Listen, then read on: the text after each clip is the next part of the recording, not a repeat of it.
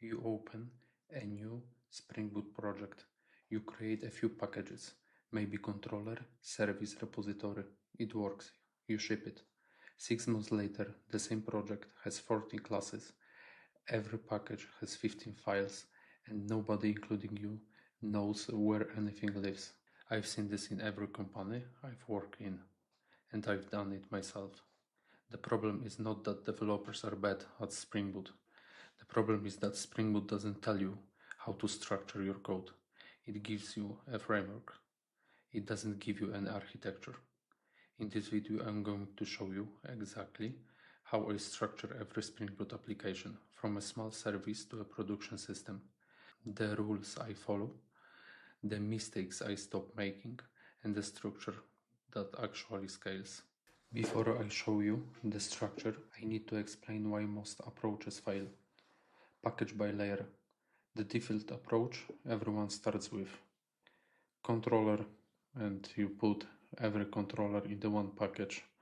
The same in the service. Maybe you have 1 or 3 repository or more, and you have model. Fine for a demo. In production it breaks fast. You want to understand the user feature. You are jumping between 4 packages. You want to delete the order module. You can't. Everything is tangled. Package by feature is better. Everything about user lives together, but it still mixes infrastructure with domain. Your JPA entity sits next to your business logic. When you want to swap REST for GraphQL or JPA for JDBC, you are touching files in the same package as your domain. The approach makes the dependency rule explicit in the folder structure itself. Let's try organize our application. So we have a lot of class, exception, and interface here to records. So let's start on create our domain package, which name is user. Now we can start from maybe API. So API HTTP lives here. So controllers, request, details, response, nothing from this package leaks into domain. The controller calls the service and maps to a response. That's it. So let's move user controller, and now user and user request. Okay, now we can create a domain package. In the domain package, we have 0 Spring annotation, no component, no auto-wired, no repository, pure Java. User repository here is an interface that describes what the domain needs, not how it's implemented. So let's create the domain.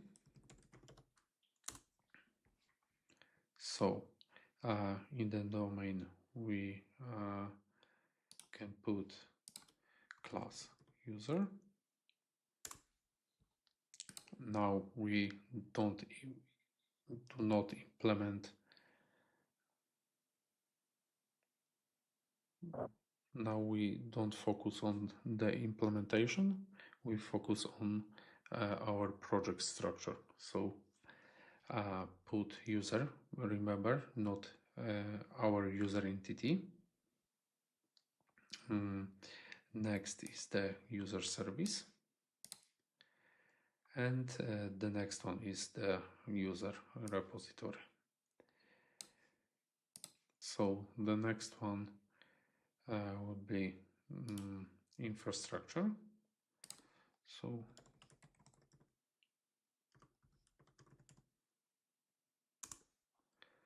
So JPI lives here. User entity is the JPA entity separate from the domain user object. User JPA repository implements the domain user repository interface user mapper converts between the two. So let's move them. Open here user entity and user JPA repository. Okay. For the rest, we can create outside our user domain. We can create package which name shared. So we can share about between our domains. So when we create another, we can share this package. So let's create, for example, exception and put our exception here, and we can create maybe a config. So we can put security config here. Okay, one important note before we move on: this is not full DDD in proper domain driver design. You have a fourth layer application sitting between API and domain. That's where your use case, command handlers, and application service live. Your domain model would also use value objects like user ID instead of plain UI IDs and aggregate routes with proper encapsulation. What I'm showing you here is a lightweight, pragmatic structure that gives you 80% of the benefit without the ceremony. It works for the vast majority of production Spring Boot projects, and it's the right foundation to build full DDD on top of when the project grows. We will cover DDD properly in a dedicated episode. Now let's add a new feature, for example, order domain. We can copy structure from the user. It's another package for this example order, and we have like in user API domain infrastructure. Notice what you don't see: order service importing anything from the user package. That's the rule. For example, if if we have example function run, and we import, for example, this user from user domain like this, maybe from user user repository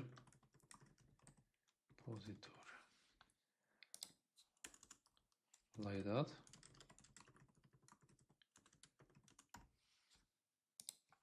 and find by, I don't know, find by ID, for example, get. If you do this, you have just coupled two domains. Deleting or changing user now breaks order. You have recreated the tangled mess you were trying to escape, just with feature folders instead of layer folders. So if you need use user, so you need change everything, and in our order, not order entity, you can put value object. For example, order knows about user ID, not about user. If you need user data in an order context, you either pass it explicitly at the API layer or you use a domain event. So let's create in our shared package another which name VO. So create our value object. So in this example, user ID. So now we can pass belong user ID. So now you can put this in our order record. So user ID, like that. Now domains talk through IDs and events, never through direct object imports. That one rule eliminates 18% of the coupling problems I see in production code bases. Before we talk rules, two things that modern Java gives you for free that make this structure significantly cleaner. Most developers treat public-private as an afterthought.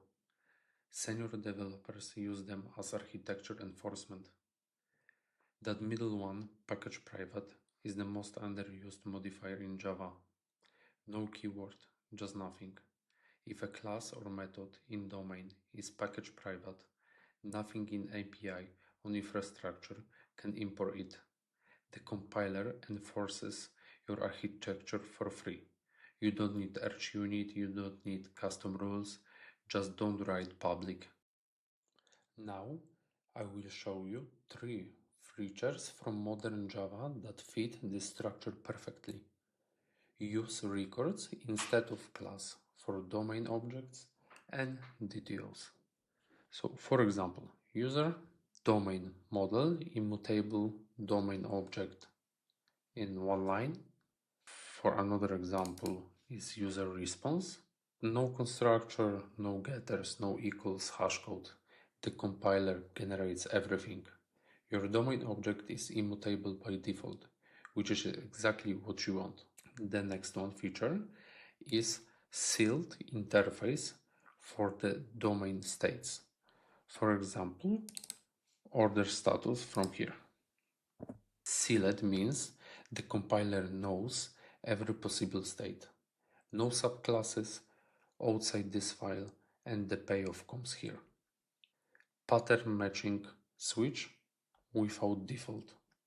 No default branch if you add a new state, say refunded, the compiler immediately tells you every switch that doesn't handle it. That's the domain model actively protecting you from bugs at compile time.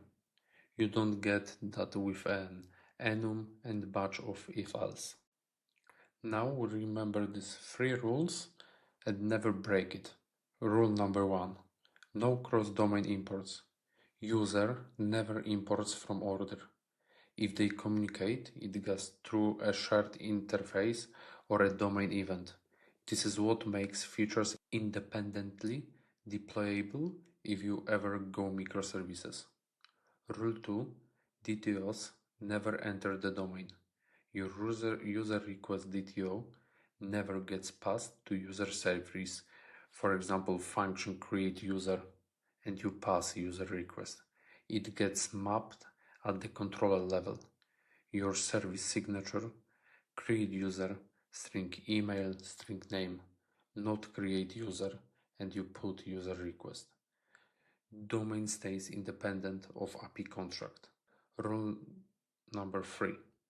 Configuration is infrastructure. Annotation configuration classes or bin definitions. These live in infrastructure or shared config, never in domain. The domain doesn't know how it is wired. Single module is fine for most projects. Don't over-engineer from day one. Go multi-module when team grows, for example, to 4 plus developers on the same code base. You need the compiler to enforce the dependency rule, not just convention. You are preparing for potential microservice extraction. The domain module literally cannot import Spring. Compiler enforces your architecture. This is hexagonal architecture properly implemented. That's a full episode on its own. Start single module. Apply the folder structure. When complexity grows, extract it. Mirror main structure in tests. One test class per production class. Domain test, plain JUnit, zero Spring context. Infrastructure test, annotation, data JPA test or test containers, adapter only. API test use annotation, web MVC test, controller only. Never load the full context for a unit test. That's the first cause of slow test suites. Its own episode. That is the structure. Package by feature as the outer layer. API domain infrastructure inside each feature. Strict dependency rules. DTOs that never touch domain. Tests that mirror production structure. More setup upfront? Yes, 20 minutes.